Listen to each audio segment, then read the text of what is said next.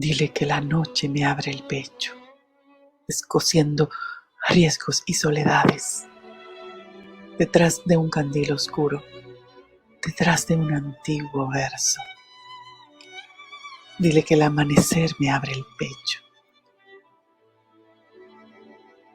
como un resquicio sin límite, descorriendo la oquedad en ciernes del labio, la rabia y el miedo. Dile que la tarde me abre el pecho, como linfa anegándose, como bujía apagada de un país sin cuerpo.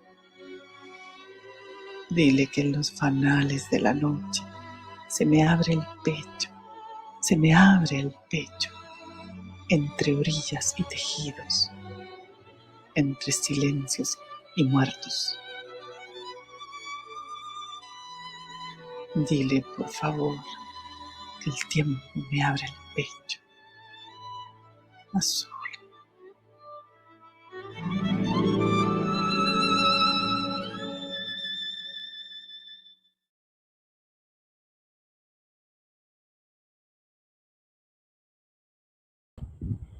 Buenas noches y bienvenido al programa Hablando Claro del Departamento de Justicia Criminal de la Universidad de Puerto Rico en Carolina. El tema que vamos a estar discutiendo en la noche de hoy es el poemario Invisibilidades de la doctora Tania Anaid Ramos González, conocida como Azula. Como pudieron observar al inicio del poema hermoso que inició este programa, con ese video que luego ya nos comentará, pero antes de entrar a la discusión con la doctora Tania Anaid Ramos y con la doctora Lisa Miranda, psicóloga clínica y profesora de nuestro departamento, que estará haciendo un análisis de algunos de los poemas escritos por Azula.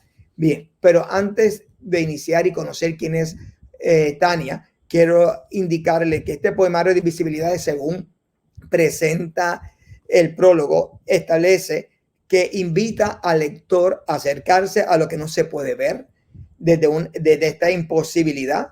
Permiten que se utilicen otros sentidos para transmitir emociones. Conocida como Azula, la poeta apuesta a la expresión de su propia voz en una sociedad patriarcal. Su poesía crea un espacio resguardado para compartir sentimientos, asumir pérdidas y acercarse al dolor. El libro se compone de 3 secciones. Cada sección está organizada a partir de una dedicatoria a las mujeres que han tenido un impacto en la formación tanto poética como ética de la autora. Vamos ahora a conocer quién es Tania Anaid Ramos González Azula. Es poeta puertorriqueña, escritora, columnista internacional, posee un doctorado en filosofía y letras de la Universidad de Puerto Rico de Río Piedra. Su tesis doctoral trata el tema de amor en la obra de la poeta puertorriqueña Ángela María Dávila, y su tesis de maestría, la idea de la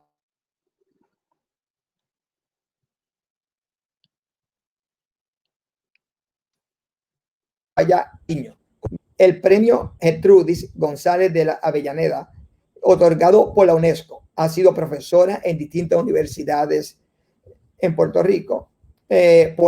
Poemas de su autoría han sido publicados en periódicos, revistas y antologías nacionales e internacionales.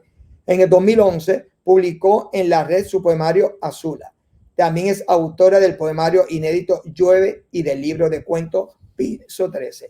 Con ustedes tenemos aquí a la doctora Tania Anaid Ramos González, mejor conocida como Azula. Buenas noches y bienvenida a nuestro programa Hablando Claro. Buenas noches. Encantada y agradecida por la invitación. Pues bien, Azula, me trae muy esa curiosidad, ese seudónimo que utiliza, que dice Azula. ¿Qué significa Azula? Pues mira, Azula sí es un seudónimo, un heterónimo que empecé a utilizar cuando empecé a publicar los poemas en la web. Significa muchísimas cosas para mí, no nada más que tiene que ver con el color de los ojos, por supuesto. También está relacionado con con el azul un poco de Darío, un poco un regreso de ese azul. También tiene que ver con la tristeza, con ¿verdad? Esa interpretación del blues, de la tristeza, que está en ese color, y obviamente la marca de la pues el femenino. Quería marcar eso. Y pues ha gustado muchísimo ese seudónimo. Pues sí, y muy bonito, y de verdad que va muy bien así con el color de los ojos. Bien, Azula, ¿cómo surge esta publicación con la editorial Arete Boricua? Pues mira, fue bastante espontáneo. Yo estaba, por cierto, en la Universidad de Carolina, en UPR de Carolina, en unos festivales de poesía que se celebran, llevan muchísimos años. Hemos coincidido los dos fundadores de la editorial Arete, la doctora Mayra Encarnación y el doctor Ricardo Rodríguez Santos. Así que yo he visto sus trabajos, ellos también vieron, ¿verdad?, los trabajos míos, y hubo una invitación, ¿no?, a publicar en esta editorial maravillosa, que es una editorial prácticamente lleva pocos años, es bastante artesanal su trabajo, ¿no? Y a mí me encantó Arete Boricua. Me encantó el nombre, me encantó la dinámica, hay muchísima admiración entre nosotros, y bueno, de ahí surge la propuesta de publicar este libro que lleva muchísimos años ya escrito con esta editorial, que sea puertorriqueña, sobre todo. Eso me interesaba muchísimo también. Pues qué bien. Y bien, Azula, ese título que lleva Invisibilidades es un título muy llamativo, impactante. ¿Cómo surge o háblanos de ese título? ¿Por qué lo titulaste Invisibilidades? Pues Invisibilidades viene traído de un verso, de un poema de Alejandra Pizarnik, que se llama En esta noche, en este mundo, que ese verso también es epígrafe de la primera parte del poemario en general, que es de dónde viene esta conspiración de invisibilidades. Ese poema de Alejandra Pizarnik, que me fascina, es hermoso, plantea que habla sobre la lengua, ¿verdad? Que las palabras no hacen el amor, pero hacen la ausencia, por ejemplo. Entonces ella en varios versos luego dice, lo que pasa con el alma es que no se ve, lo que pasa con el espíritu es que no se ve, lo que pasa con la mente es que no se ve. ¿De dónde viene esta conspiración de invisibilidades? Y como estos poemas, igual que la poesía, ¿no? La poesía es el objeto estético de lo intangible, de lo que no podemos, ¿verdad?, tener, pero lo podemos disfrutar. Entonces, estos poemas realmente van dando cuenta de múltiples invisibilidades, y a mí me pareció perfecto, ¿no? Yo creo que así cuando uno ve la luz, cuando empieza a leer otros poetas, y por eso yo rescato esa palabra de ese verso maravilloso, de ese poema increíble de Alejandra Pizarnik en mi poemario. Bien, fíjate, antes de entrar con la doctora Lisa Miranda, psicóloga clínica, ¿verdad?, que pueda hacer algún tipo de análisis o psicoanálisis de alguno de sus poemas. Antes de entrar con la doctora Lisa Miranda, ¿cuál sería la temática principal del libro, para luego de ahí entonces dar paso a la doctora Lisa Miranda para que pueda entonces analizar alguno de los poemas, ¿verdad? Uno de ellos lo recita y ella lo interpreta. Ok, pues la temática general, este es un libro yo siempre digo que es críptico porque es un poco oscuro, pero la temática es muy femenina, ¿verdad? Hay una necesidad de apalabrar la voz femenina de alguna manera histórica también, no nada más ese sujeto lírico que se va construyendo en el texto, que es evidentemente femenino, lo que quiere es un poco traer varias instancias en las que las mujeres también han sido invisibilizadas a través de la historia.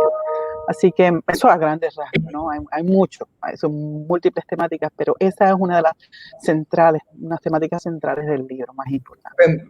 Perfecto, ahora quiero invitar a la doctora Lisa Miranda a que se integre, aunque no podemos ver la verdad, pues hay un problema de conexión en el internet, pero por lo menos lo podemos escuchar, que es una de las cosas más importantes, ¿verdad?, escuchar a ella. Y me gustaría que la doctora Lisa Miranda, que es psicóloga clínica y profesora de nuestro Departamento de Justicia Criminal, que nos pueda comentar sobre uno de los poemas que pueda primero Azula recitar, y luego entonces la intervención de la doctora Lisa Miranda. Muy buenas noches a todos y a todas. Muchas gracias por la invitación. Es espectacular poder estar y compartir con Azula luego de haber leído su poemario que habla tanto, que aunque supuestamente es invisible, es bien visible, o sea que puede traer todos esos elementos de la mujer, fue lo que yo pude ver en toda su obra, muchas metáforas, los sentidos, pudiendo compensar que no, a veces no hay voz, a veces no hay visibilidad, pero ha sido fantástico poder tener esta experiencia y pues me gustaría si ella pudiese, las res, dentro de aquellos que pues más me impactaron, las res y los demás de lo que habíamos hablado en términos de la mujer. Ok, estoy buscándola acá. Ok.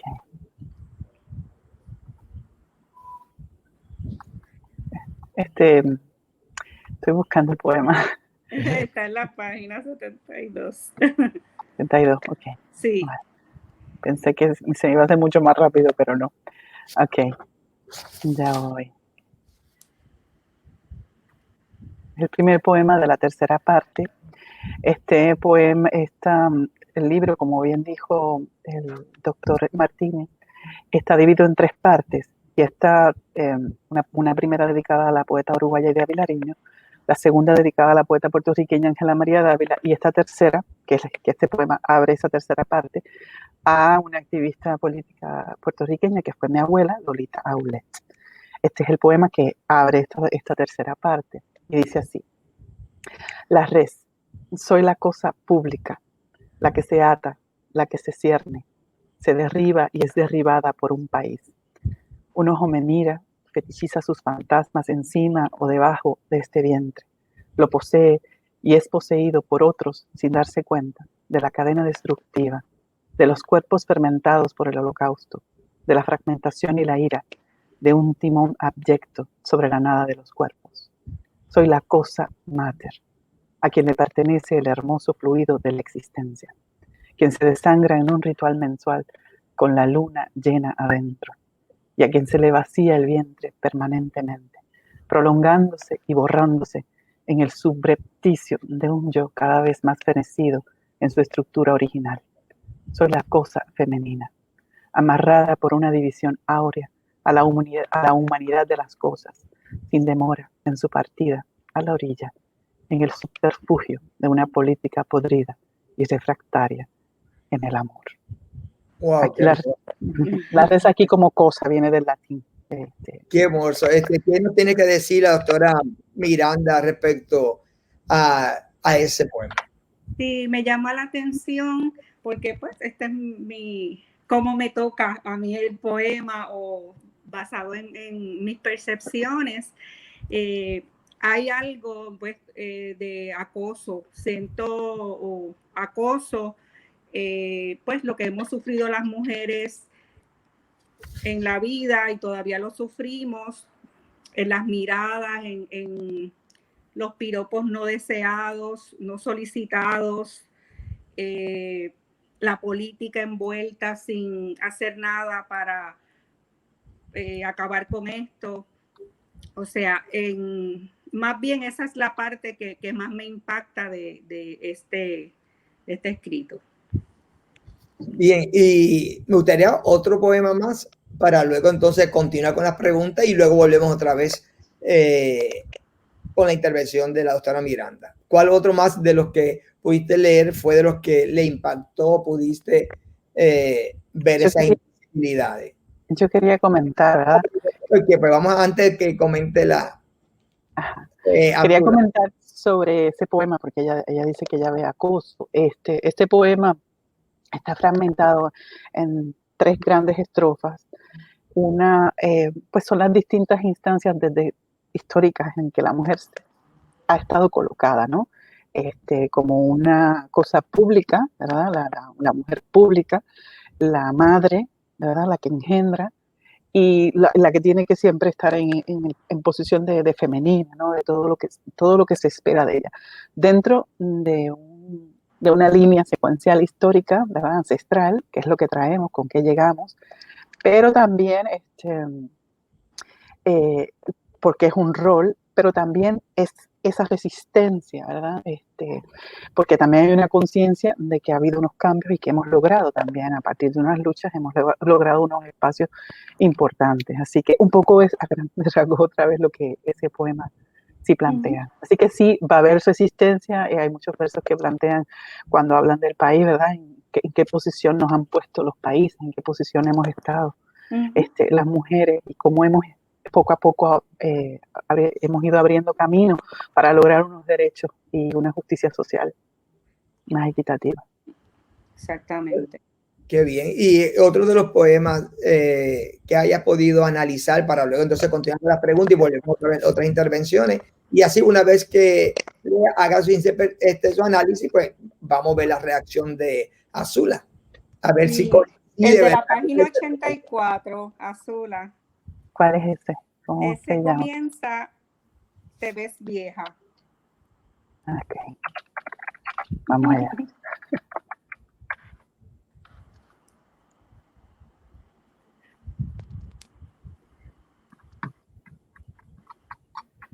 Okay. Si supieras que ese poema, no me lo vas a creer, es un poema bastante viejo, que entró al libro casi al final. Es un libro que no me lo van a creer. Yo lo escribí cuando yo tenía 15 años. Claro, lo he trabajado, pero está escrito a los 15 años. Wow. Así que sí, lo voy a compartir. Dice: te ves vieja, como los arenales desolados y fríos en la noche. Te ves vieja, sin los sonidos que remansan los pedales enhiestos, sin los abismos seductores que ensanchan las miradas y atrasan las arrugas, y parece tener color la vejez. Vieja, viejísima, oliendo azúcar quemada dentro de la memoria, imaginando palabras sin cosas, encorvando los amores. Es que tiene color la vejez. Te ves, te veo en ti, vieja, viejando, con el anzuelo que respiran los peces, pegada al pasional graznido que revuelca los recuerdos. Estás vieja, ya no pintas mitos. Wow. Wow. Hermoso. ¿Qué nos tiene que decir la doctora Miranda acerca de cuál fue su análisis? Sí, pues más que un análisis me impresiona y pienso en la interseccionalidad. Viene para mí ese concepto reflejado aquí en este poema, cómo nos impacta, o sea, la opresión de acuerdo a las categorías sociales de ser mayor de edad, o sea, vieja, y ser mujer, y de todas las categorías sociales que nosotros podamos estar viviendo, cómo nos impacta y cómo nos oprime especialmente en este poema. Pues veo esa interseccionalidad como una opresión, no como un privilegio, sino como una opresión en ser mujer y ser vieja, plasmado en el poema. ¿Cuál es su reacción, Azula, respecto al análisis ¿verdad? La interpretación que le dio la doctora Miranda a ese poema? Sí, pues sí, es que una vez entras en el camino siempre estamos envejeciendo, ¿no? Pero una vez ya es viejo para los estándares y los estereotipos sociales, pues entonces ya no eres, o ya no estás, ¿verdad? Ya esa presencia, esa capacidad que tiene el ser humano, como que parecería que llegar hasta cierto momento y ya luego es inútil. Entonces, esa crítica evidente está planteada ahí, ¿no? Sobre todo ese al final, ya toda esa magia que pueda tener, en este caso la mujer en su juventud, en su adultez, pues se va perdiendo porque hay unos estigmas sociales que son los que la van colocando en ese lugar y son falsos, ¿verdad? Lo que hay que mirar es que son falsos y entonces todo eso se está revisando, yo creo, con las nuevas generaciones, pero no quiere decir que no esté ahí y no quiere decir que no nos enfrentemos a ello también, ¿no? Sí, y es interesante porque cuando hablamos así de la interseccionalidad, que es esas categorías sociales y cómo nos impactan, que pueden ser en privilegio como en opresión, pues la mujer está en una posición donde recibe ese impacto que quizás el hombre no lo reciba al cumplir edad. Correcto. Y entonces pues es más marcada esa opresión en la mujer. Sí. Sí, tiene mucha razón en eso, porque siempre aquí, ¿verdad? En nuestro sistema social, ¿verdad? La mujer vieja, el hombre viejo, es completamente la visión o la percepción que se tiene bien distinta. Ya la mujer vieja, pues lo ven de una manera más despectiva, no funcional, mientras el hombre, pues viejo, pues lo ven como una persona como más atractivo, más que una mujer vieja, no la llaman como atractiva. Ahora, Azula me trae a mi pensamiento, ¿verdad? Cuando dice que escribiste este poema a los 15 años. A mi memoria vino Julia de Burgos, que ella también comenzó desde niña, Sí. o sea, a componer desde niña, y siempre dicen, mira qué bonito escribe esa niña, ¿verdad? Y entonces a los 15 años escribir un poema, ¿verdad? Que lleva ese título de vieja, luego como que era muy avanzada, o sea, porque a la edad de 15 años, ¿cómo va a pensar de esa manera? O tener esa visión. Ya, sí, escribo desde temprano. Tuve la dicha, el privilegio de haber ganado un certamen importante aquí a los 13 años infantil en el Ateneo de Puerto Rico. Wow. Y siempre digo esto porque para mí es fundamental, ¿verdad? Siempre hay alguien en la vida que potencia tu capacidad. Y en el caso mío fue mi abuela. Mi abuela declamaba muchísimos poemas, entonces ella muere joven, a los 54 años, pero en aquel momento uno no lo ve así, ¿no? Era diferente. Y se implosiona un camino nuevo hacia la poesía, mayor exploración una vez ella muere, porque yo también siento que me acerca más a ella la poesía, porque era algo que teníamos en común y que disfrutábamos mucho. Entonces, pues sí, hay instancias en las que uno, dentro de esa sensibilidad y de yo digo que uno viene, cuando uno llega a este plano, también viene con otras vidas y esas vidas también hablan a través del arte.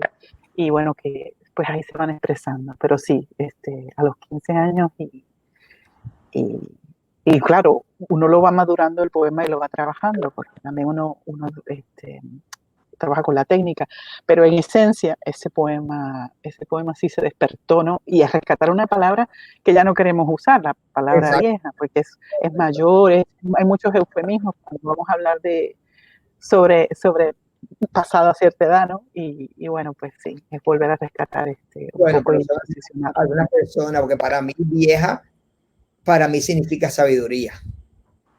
Claro, y para muchas tribus también, esos eran los más importantes. Y de hecho con ellos se contaba inclusive en los espacios laborales, eran ellos los que indicaban el camino. Ahora hay cosas que han cambiado, digamos. Correcto. Ahora, antes de proceder a otro poema, ¿verdad? Quiero, ya como habías mencionado, después intervenir, ¿verdad? Que luego la doctora Miranda intervenga de nuevo, pero ya había mencionado la estructura, ¿verdad? Del libro, que tiene tres secciones, pero y aunque mencionaste, pero ¿quiénes son esas mujeres, verdad? A quién le dedica y por qué las seleccionaste.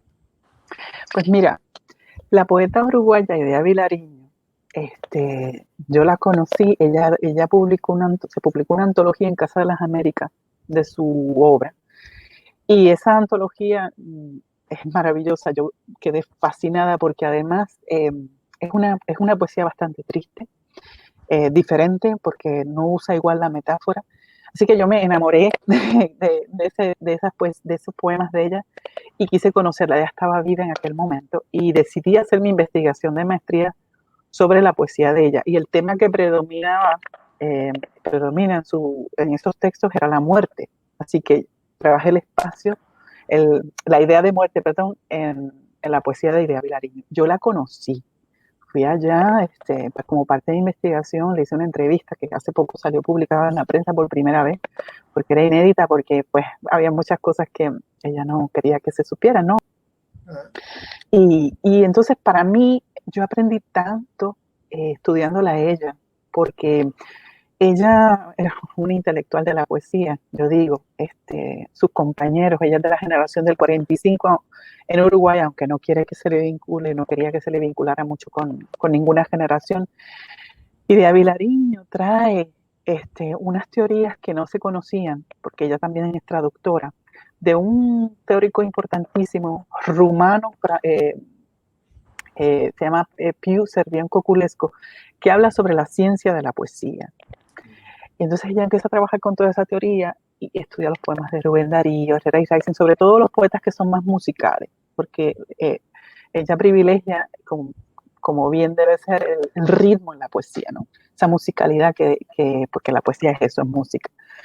Entonces sus estudios, yo aprendí tanto trabajando y estudiando, y de hecho yo en mi tesis de maestría hago exactamente lo que ella, de alguna manera, aunque también trabajo con psicoanálisis, lo que ella hace con estos poetas, de estudiar estos grupos simétricos y cómo eso se puede derivar en ciencia de la poesía y en números en cada verso, con el uso de las vocales, las acentuaciones. Y luego lo hago con su poesía, a ver si de verdad funcionaba. Y en la entrevista que yo tengo con ella, que estuve dos tardes larguísimas con ella, fue eso, fue ver si lo que yo estaba haciendo con su poesía estaba bien o no. Y todo eso que yo aprendí, de alguna manera, yo quería honrar, porque eso también está dentro de uno cuando uno escribe. Todo Claro. eso, esas enseñanzas, ¿no? Y por eso esa primera parte, yo se la dedico a Idea Vilariño, y los poemas son los poemas más breves del poemario, del libro, porque ella también era una poeta muy contenida, muy poco, son versos pequeños, versos breves, y esa parte del libro que está dedicada a ella, pues tiene un poco ese estilo, aunque es bien diferente a su poesía, por supuesto. Así que así de importante es esa poeta para mí, sobre todo en mi formación como estudiosa de la poesía. La segunda poeta es Ángela María Dávila, poeta puertorriqueña, una extraordinaria poeta que recomiendo leer a todo el mundo en Puerto Rico y fuera de Puerto Rico. Su obra es pequeña, yo trabajé con ella el espacio amoroso en su poesía, pero es una poesía sublime y también trabaja la crítica social. Así que son poetas que llenan mucho, ¿verdad? Todo lo que yo tengo que aprender sobre la poesía, ¿no? No nada más que las poetas del siglo XIX y XX, que son pocas, pero son importantes, como mencionaste ahorita, Julia de Burgos, Clara Leer, que ellas hacen propuestas, ellas son las primeras que, digo yo, se destapan, ¿no? Trabajan con poesía erótica y denuncian directamente sus discrepancias con los hombres. Pero están estas otras mujeres también que plantean otras cosas y también plantean justicia social, que me parece fundamental volverlas a mirar, volverlas a leer. Así que por eso le dedico esa segunda parte de mi libro a la poeta Ángela María Dávila. Y esa segunda parte también es así un poco amorosa, el tema más amoroso, las relaciones de pareja, son todas relaciones de poder, cuando la mujer se invisibiliza dentro de una relación de pareja, por ejemplo, y por ahí se sigue elaborando, ¿no? Hasta llegar a la tercera parte, que es la que le dedico a mi abuela. Qué bien. Y ahora que menciona que se invisibiliza a la mujer, pregunto, ¿te has sentido invisibilizada? Pues claro, yo creo que toda mujer en algún momento, en algún contexto se ha sentido invisibilizada. Y bueno, mira cuando yo vengo a publicar, no te voy a decir mi edad, pero este libro lleva más de 10 años escrito, y yo revisándolo, mirándolo. Así que sí, en los espacios laborales, en muchas de las relaciones, sí, uno va rompiendo con esa, uno tiene que desaprender también. Vale. Pero claro que sí, que me he sentido invisibilizada. Por eso escribo también. Bien, y ahora, como está mencionando, pues me gustaría una reacción, ¿verdad?, de la doctora Miranda sobre la invisibilidad, ¿verdad?, en términos de la invisibilidad de la mujer, mayormente en nuestra sociedad puertorriqueña. Definitivamente, sí, igual que Azula, me he sentido invisibilizada muchas veces por ser mujer, por ser mayor, y a pesar de que hemos ido aprendiendo que hay que hacerse visible. Antes, quizás con la inmadurez, uno esperaba que le vieran a una, porque uno estaba presente, pero de todas formas era invisible. Pero ya con el tiempo uno va tomando la responsabilidad de hacerse visible, de llenar unos espacios y de simplemente incluirse e ir contra eso. Y basado, ¿verdad?, ya tanto a Azula como también a la doctora Miranda, ¿qué le dirían a esas personas, especialmente a las mujeres que se sienten invisibilizadas? ¿Cuál sería el mensaje o qué le dirían a ellos? Bueno, yo creo que lo que te decía ahorita el acto de la escritura, el acto de hablar, de crear esa conciencia de que se está aquí, es una forma de no invisibilizarse. En la portada del libro, que no mencioné ahorita, que lo hizo una artista maravillosa, Natalia Colón Vázquez, aparece una mujer que está borrada en el tiempo, ¿verdad? Aparece en un reloj de arena y se está invisibilizando, y lo que queda de ella son las palabras, ¿verdad? Que es un poco, ¿qué es lo que nosotros podemos, con cómo permanecemos, cuáles son nuestras extensiones, ¿verdad? En este plano, pues obviamente son los hijos, pero también son las palabras, lo que está escrito, lo que permanece.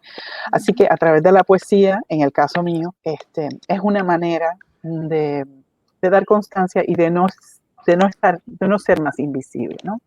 Y de también traer a la vista, esa es la gran contradicción del libro, ¿no? A pesar de que muestra invisibilidades, lo que quiere es hacerlas visibles. Pero sí, a través de la palabra, yo creo que el poder más grande lo tenemos a través de la palabra, y a través de la escritura. Por eso le dedico mi vida a esto. Y ahora la doctora Miranda sobre, ¿verdad?, ¿qué le dirían a esas personas?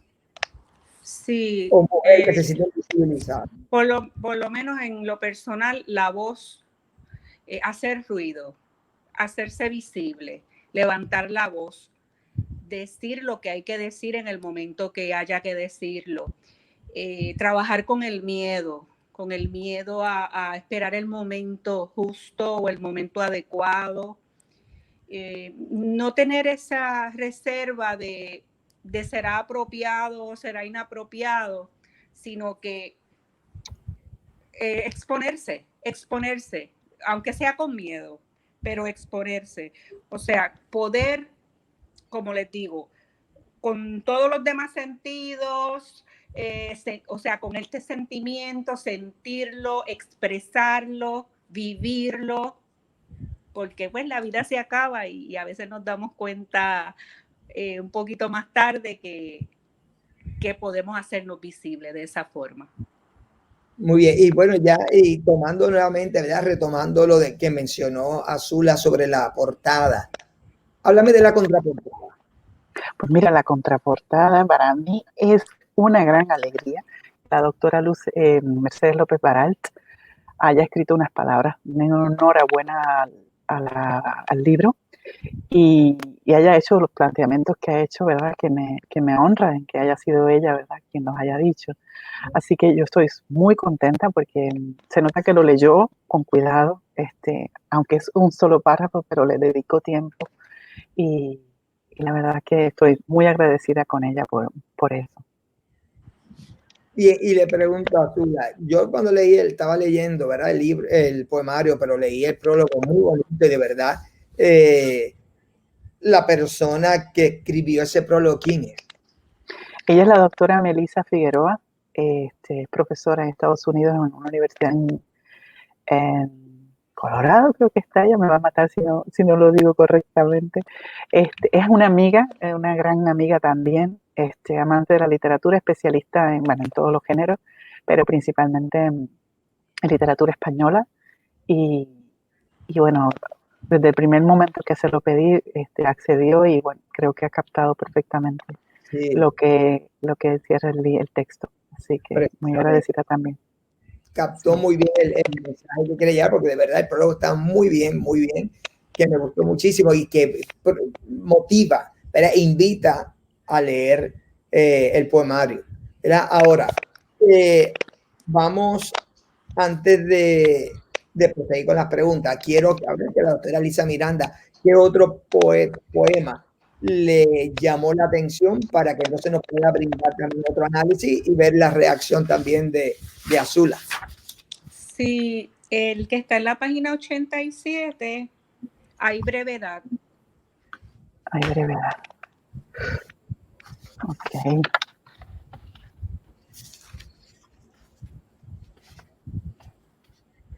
Ok.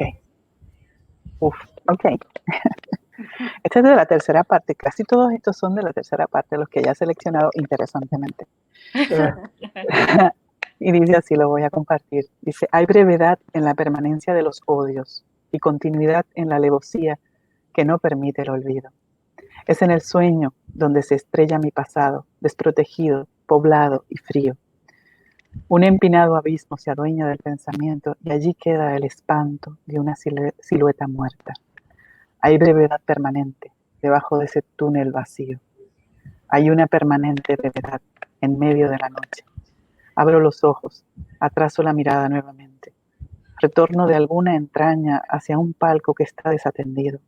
Trozo a trozo se me van apareciendo viejas señales, deseos perdidos, acortando la distancia que el silencio ha permitido. Sin desmán, en el diván de una querencia extraviada, me he quedado a dormir sin aviso. Olvidada y angustiada, se han quebrado las palabras y en un colchón la vocación de estar vivo. La noche empeña mis puentes, el inconsciente todo lo derrama y yo quedo aquí, breve, permanentemente breve, calzando aprietos, recuerdos y algún delirio ha sido. ¿Qué nos tiene que decir la doctora Miranda? Sí, y me impresiona mucho cómo trabaja el recuerdo, la memoria, que en ninguna de las partes está la palabra memoria porque la he visto en otras, pero sí el recuerdo, cómo uno se tratan de esconder las cosas, pero salen como ella expresa aquí, van apareciendo viejas señales.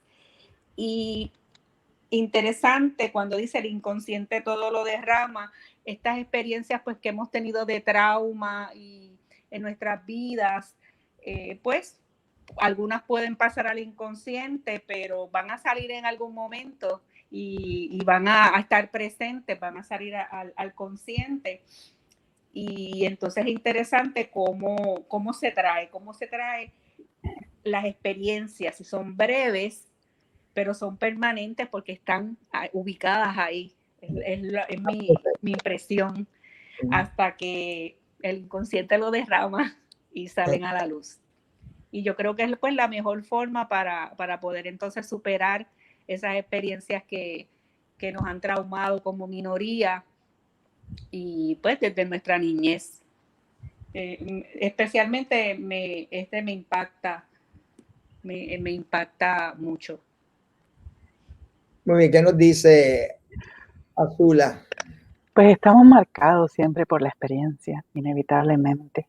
El círculo de la familiar, ¿verdad? Los amigos que escogemos, las escuelas a las que vamos. Yo creo que todo eso nos marca. Y a partir de esa experiencia es que nosotros actuamos o no. Y entonces en ese contexto, pues fíjate que empieza con los odios. Hay un amor-odio con respecto a lo que se va haciendo. Me está súper interesante. Te le decía ahorita antes de empezar que hacer el psicoanálisis de un poema, porque yo a Idea Vilariño un poco se lo hice y ella protestó muchísimo porque yo como trabajé con la idea de muerte en su poesía, pues yo traje a Freud como teórico para algunas cosas, para lo que iba, ¿no? porque obviamente, aunque hay un sujeto lírico que está construyéndose en el texto y está dando una información, también se presta para muchísimas interpretaciones sobre muchas cosas, ¿no? No quiero encasillar en ninguna, pero obviamente ha habido mucho maltrato, digamos, contra las mujeres, ¿verdad? Y no tengo que dar estadísticas, pero obviamente que la mujer tenga el derecho de decir que no en cualquier momento en su relación, aun cuando está dentro de la cama, y que se le respete, por ejemplo, que tenga el poder decisional sobre su cuerpo, sobre lo que quiere, bueno, pues todo eso. Entonces hay qué puedo hacer y qué no puedo hacer, ¿verdad? Si uno mira la historia de las mujeres que escribían, las hemos perdido, muchas de ellas de lo que queda de las primeras poetas que existían, son versos sueltos o se le atribuye a escritores hombres. Entonces, y claro, y hay muchos grupos más que no son las mujeres que han estado marginados, ¿verdad? Pero ahora el tema es el de la mujer. Y todas esas marcas que están ahí, igual que el preso cuando sale a la libre comunidad, queda marcado por los barrotes y vive como si estuviera todo el tiempo encerrado en la cárcel, pues, ¿verdad? Nosotros estamos construyendo nuevos caminos, pero todavía tenemos ese ir y venir, ¿verdad? De estarnos reafirmando muchas cosas para poder demostrar, porque muchas veces tenemos que demostrar el doble de las veces que somos capaces y que estamos aquí porque tenemos la inteligencia y la capacidad total para poder hacer lo que sea, ¿no? En cualquier espacio laboral. Totalmente de acuerdo, definitivo. Bien, si hay algún otro poema que verá que la doctora Miranda haya podido analizar. El de la página 92, que empieza: me escondo frente a las palabras. Ok.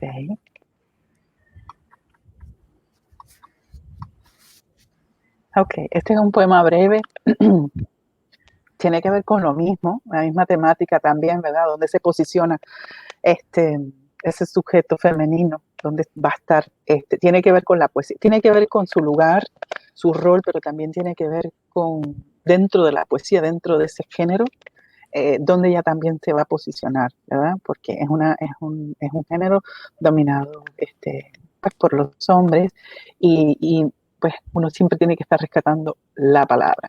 Me escondo, dice así, me escondo frente a las palabras y debajo también, en un país que practica la necedad, mientras los serafines de la lengua adornan en secreto las sibilantes obnubiladas, mientras las complicidades son sememas y los temores lateralidades que los morfemas olvidan, en un país que mutila sus sueños, me escondo frente a las palabras y debajo también. Eso es lo que tenemos, nuestra voz, que podemos entonces alzarla y poder dar nuestra opinión, decir lo que pensamos, visibilizarnos. Hay política también, cuál es el rol de las instituciones en esto también, en mantenernos invisibilizadas. Pero tener la valentía de usar las palabras y posicionarnos nosotras mismas. Esta tercera parte del libro, en general, trabaja pues la crítica social, digamos, es un poco, siempre todo está inmerso, ¿verdad? De la ideología en la que uno cree, es inevitable, pero empieza a aparecer mucho en esta parte del país, ¿verdad? Hay una crítica directa al país que no cuida a sus habitantes, al país que destruye los sueños de sus habitantes. Exactamente. Y que uno tiene que, bueno, buscar su lugar también. Por eso es que no se limita a la mujer nada más, obviamente es a todo ser humano que habita en un país. Entonces, ¿cómo las cosas que son importantes, la palabra es importante, pero entonces tampoco regodearse en el embelezo de si la voy a escribir de esta forma, voy a poner de esta otra forma, que es importante para la comunicación, ¿verdad? Pero más allá de eso, cómo nos destruyen todos esos sueños y esos propósitos de vida cuando el país no tiene un proyecto de vida concreto y se viene abajo, ¿no? Ni hablar de la corrupción y de lo que vamos viviendo, pero sí un poco eso. Entonces, que a veces la opción de uno es, bueno, estoy aquí, no me ven, me escondo frente a las palabras, estoy aquí, las estoy diciendo, pero la verdad es que a veces ni siquiera son escuchadas porque ese espacio a veces no se da. Hay que reclamarlo, como bien dice la doctora Miranda. Hay que reclamarlo y dentro del reclamo nos vamos a encontrar a veces con oposiciones en términos de preguntarse si este es nuestro espacio y quizás uno dudar si uno pues debe penetrar en ese lugar, pero como les he mencionado, he pensado y me he dado cuenta que sí, que desde nuestras trincheras, desde cada una de nuestras personalidades, nuestra historia, nuestras características, tenemos algo que aportar, algo diferente. Y como dice Azula, no solamente las mujeres, sino las minorías, el pueblo, la sociedad, todos podemos aportar desde un lugar. No tenemos que estar todos en el mismo sitio, sino que desde nuestra trinchera aportamos con lo que sabemos hacer y con lo que creemos que podemos ser útil, que podemos servir. Y pues se requiere de valor para visibilizarse. Sí, y la escritura ha sido por siglos un arma de resistencia también. Sí, definitivamente. ¿verdad? La educación, y obviamente la escritura. Por eso es que son tan importantes los libros. Exactamente. Que pues sin educación no hubiésemos podido plasmar estas ideas y estas metáforas tan significativas. ¿Tenemos al doctor? Parece que no. Ok. Pues Azula, mientras el doctor llega. Aquí llegué. Ok. Escenario. No, el internet es algo. Sí, porque me desconecté y me tuve que ir a la otra computadora. No. Sí, pasa todo el tiempo. Sí. Ok. Pues el otro, no sé si quería verificar si otro de los poemas que habían analizado. Sí, este era el de el que yo sentí de política y el de este es largo, el de la página 94, pero yo le iba a preguntar a Azula, si el doctor me permite, si en términos de la ausencia, pérdida, muerte, que quizás no está en esta tercera parte, que puede compartir con nosotras y con nosotros en términos de esa temática que está bastante en el escrito: ausencia, pérdida, muerte.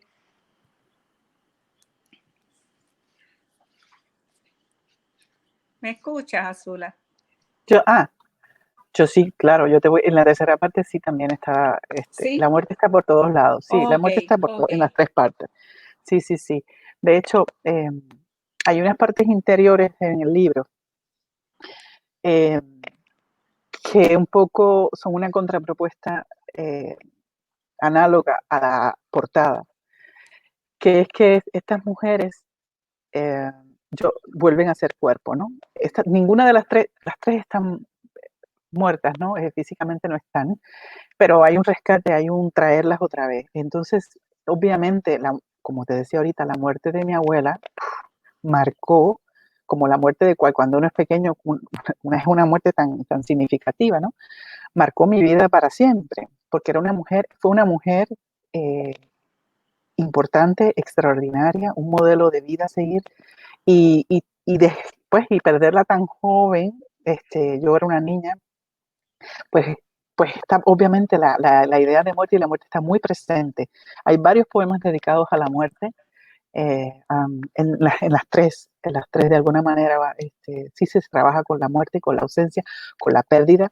Todas son pérdidas, no tan solo la pérdida física, sino la pérdida de una relación, la pérdida de un ideal, de una emoción, ¿verdad? No son solamente pérdidas, hay pérdidas intangibles. Y ahí sí hay una reflexión sobre esas, porque son invisibles, están ahí y las vamos cargando. Vamos viviendo, aprendemos a vivir con la pérdida y con la ausencia. Y, y bueno, decía la ausencia, la manera en que el poeta, ¿verdad?, tiene para un poco expresar toda esa ausencia y esas pérdidas a través de la poesía, que es el objeto estético, no nada más que la podemos disfrutar, sino también la podemos sufrir. Así que eso sí que está ahí, está bien presente en las invisibilidades, la muerte, la ausencia, la memoria, el olvido, sí, son temáticas constantes. Sí. Bien, y antes, ¿verdad? Luego vamos a intervenir nuevamente para ir ya, ¿verdad? Ya lo que nos quedan son unos 8 minutos. Azula, antes de ir, ¿verdad?, a otro análisis de otro poema, pero ¿tienes algún otro proyecto pensado en planes sobre algún otro libro o un otro poemario? Pues mira, hay otro poemario que se llama Llueve, también está terminado, pero pues ya tendrá yo espero que tenga su momento para que se publique. Ese poemario trabaja mucho sobre la creación literaria, sobre la creación de los poemas, ¿verdad? La lluvia como la inspiración, pero también como la tristeza, ¿no? Pero es diferente. Es un libro que no está dividido en secciones, es un libro corrido, como un torrente de lluvia. Y espero que en algún momento, ¿verdad?, en el próximo año poderlo publicar. También hay una serie de cuentos que mencionaste, Piso 13. Esos son cuentos que yo le llamo que son laborales porque todos hablan sobre las diferencias que existen en los espacios laborales y con las que tenemos que convivir todos, porque no importa. No importa tampoco en qué rango estés, ¿verdad? Qué tipo de trabajo, porque a nivel del gobierno también se dan ese tipo de problemáticas. Yo creo un personaje personaje público que se llaman los rodemianos, que pertenecen a la República Occipital del Mediocre, por eso son del Rodem. Entonces ellos son bien diferentes, ¿no? Tienen unas particularidades y hacen cosas que solamente, ¿verdad? Ellos se las ingenian y nosotros tenemos que lidiar, los seres humanos, con todas esas distracciones, ¿no? Y abusos de poder que se tienen en los espacios laborales. Y también hay otro proyecto bien bonito que espero que también se pueda completar, que es una serie de cuentos infantiles, de 6 cuentos de folclore puertorriqueño, que cada uno pues va a dar cuenta de asuntos, ¿verdad?, que han pasado en la oralidad, más trabaja con la oralidad. Esos cuentos que nos hacían nuestros abuelos o los bisabuelos, tatarabuelos, de cosas que pasaban en Puerto Rico que las hemos perdido. Hay tradiciones, hay costumbres que hemos perdido y que son importantes rescatarlas. Y entonces esa serie de cuentos, pues el propósito principal es rescatar ese libro que yo hubiera querido leer a los 12 años, 11 años, sobre Puerto Rico, sobre cómo hacía la mujer, cómo se bailaba, cómo se vestía, ¿verdad? Cómo actuaban, cómo interactuaban. Pues un poco eso es lo que va a tener esa serie de cuentos que se llama La Jibarita. Excelente. Y para ya ir cerrando, pero antes de cerrar, ¿dónde, verá, a toda persona que interese conseguir este poemario en Visibilidades, dónde lo pueden comprar? ¿Dónde está disponible? Pues mira, el poemario estamos esperando que nos entregue la imprenta, pero va a estar disponible en la página de la editorial Arete Boricua, que tiene una página web. También va a estar disponible en línea en Libro 787. Y luego cuando esté el libro impreso también va a estar, creo que en Norberto, disponible para los que están acá en Puerto Rico. Okay, Norberto González. Sí, Norberto González, sí. Perfecto. Bien, para ya ir cerrando, no sé si la doctora Miranda pudo leer el poema Mujer Borrada. No sé si lo pudo analizar. para entonces ir ya cerrando con él. No sé si Lisa Miranda está ahí todavía. Yo creo que no está. Yo creo que también el internet se nos fue. Hoy no sé, hoy como que no. Ya el lunes pasado pasó igual que entramos media hora tarde. Por lo menos aquí entramos en punto, ¿verdad? Sí. Pero que no sé si. Mira, ahí tiene Ricardo, dice editorial areteboricua.com, que lo pueden conseguir, ¿verdad? Que ahí está el doctor Ricardo, pues, compartiendo la editorial, el nombre de la editorial y dónde se puede conseguir. Bien, no sé si la doctora Lisa Miranda no ha entrado, pero por lo menos quiero finalizar con que nos pueda ¿verdad? Leer el poema Mujer Borrada. Claro que sí. Y con eso Claro vamos ya pasando. Sí. Esto es un soneto. Es el primer poema del libro. El libro empieza con un soneto y cierra con un soneto. Empieza con Mujer Borrada y termina con Soneto Una Herida. Y este pequeño paréntesis porque obviamente los sonetos siempre estuvieron escritos principalmente por poetas hombres. Así que estos sonetos aquí son una contrapropuesta, porque en los sonetos casi siempre la mujer es el objeto amoroso, el objeto del deseo, el objeto de admiración, ¿verdad? Y los hombres le escribían a su amada. Bueno, los hombres poetas, estamos empezando yo desde el siglo XIII, XIV para acá, ¿verdad? Y pocas mujeres han escrito sonetos, no porque no puedan escribirlos, sino que pues a lo mejor no les ha interesado. Y aquí, en vez de ser la mujer el objeto del deseo y de admiración, pues aquí la mujer está hablando y está hablando de su invisibilidad. Y por eso se llama Mujer Borrada. Perfecto. Dice así, dice, imagen ausente de un resquicio atisbo, en tierra de nadie, con mirada ajada, tibia luz dormida, a la vez fugada, tenue fragmentando un susurro ido. ¿Qué desmán osado te ha borrado? Dime, sin sentido viajas tras la sombra azul, distraída vagas como errante albur, puesta sin aliento ni lugar de origen. La ciudad quemada, habitante herida, construye volutas, moja tu silencio. Has recién llegado, con tu voz perdida, tropezando versos, sudores, alientos, zigzagueando el margen de tu piel asida, de golpe enredada, de golpe lloviendo. ¡Wow! ¡Qué hermoso! ¡Qué hermoso, qué hermoso, qué hermoso! De verdad, queremos, ¿verdad? Doctora Tania Naid Ramos, por este excelente, ¿verdad? Compartir con nosotros, por regalarnos esa creación tan hermosa. Y como dice la doctora Mayra Encarnación, gracias por regalarnos tu creación íntima y vociferante que comparte con ella. Cristi Rodríguez, gracias por deleitarnos con los poemarios. Éxito. Gracias. Que realmente, de verdad, que es una riqueza. Y lo que hay ahí es oro. Oro, y me encanta, y me encanta, me encanta. Nuevamente, gracias por compartir con nosotros. Y también quiero agradecerle a la doctora Mayra Encarnación por traernos, por contactarnos, porque gracias a ella te tenemos aquí, y a la doctora Lisa Miranda, psicóloga clínica de nuestro departamento, por también tomarse el tiempo de analizar algunos poemas y compartir con nosotros este momento antes que el internet, ¿verdad?, la traicionara, que a mí también me traicionó, me tuve que mover de lugar, pero aquí pudimos lograr entrar de nuevo y ya casi finalizar. Gracias nuevamente, Azula, y espero tenerla en otro momento y cuando haya el otro proyecto también para compartir aquí. Nuevamente, gracias. A usted por la invitación. Pues gracias, esperemos tenerla próximamente. Ahora el próximo lunes ya vamos a tener, el tema va a ser la criminología educativa. Voy a tener a un amigo, el licenciado y es criminólogo Mario Verduzco de México, que fue uno de los creadores de un proyecto de ley para empezar a implantar la criminología educativa en las escuelas para la prevención, ¿verdad?, de la delincuencia.